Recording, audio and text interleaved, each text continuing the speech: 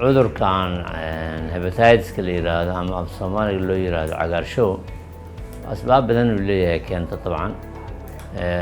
waxaa keena oo loogu horbartay hepatitis B waxaa isagana muddo badan la raadinayay ka kale oo ayna ahayn mid ayaa jira isagana oo safmar ah isaga yani mushkilo aan ahayn oo elna reeban yani wax uu reebay dhibaato ma jiraan intiis iyo mid aan mar dambe la helay oo isagana laakiin sagaashameeyadii la helay qarnigii hore oo la yiraahdo C waagar waxaa la dhihi jiray non A non B kuwa kaloo yaryar jira oo iyaga raaca ama gooninka laakiin waxa caanka ah oo maanta dhibaatada geysta oo loo dhinto waa C-ga iyo B-ga cudurka san hadda u sheegayo waxaa sababay virus يعني Soomaalida wax badan waa taqaanaa bacteria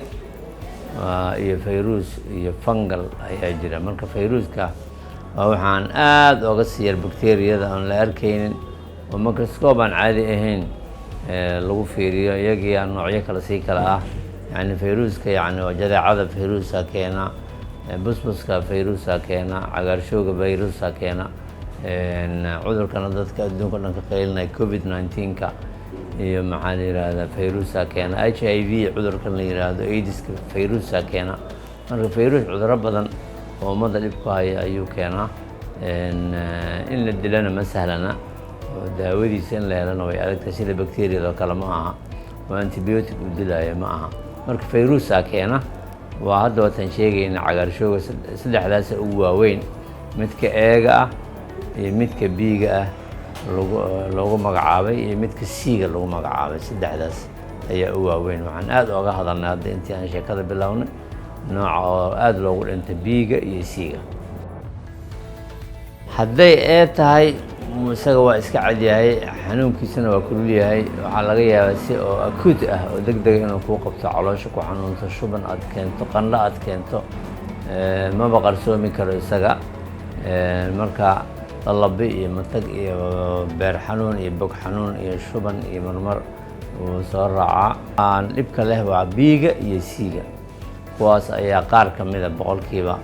20 day C-ga tahay ka yar hadday tahay B-ga ayaa chronic noqda boqolkiiba 2 meelahaas ayaa chronic noqda marka chronic-gaas ayaa wuxuu keenayaa marka in dabajoog muddo badan sanooyin badan uu ku hayo dadka qaarkiina marka fashal beerka fashil maayo caloosha biyo galayaan ruuxii ma la noolaan karo marka beerkiisii in la beer kale loo sameeyo ama transplant lagu sameeyo oo ruux kale fiyo beerkiisa la siiyo laakiin ama wuxuu keeni karaa kansar beerka kansarka ayaa kugu dhacay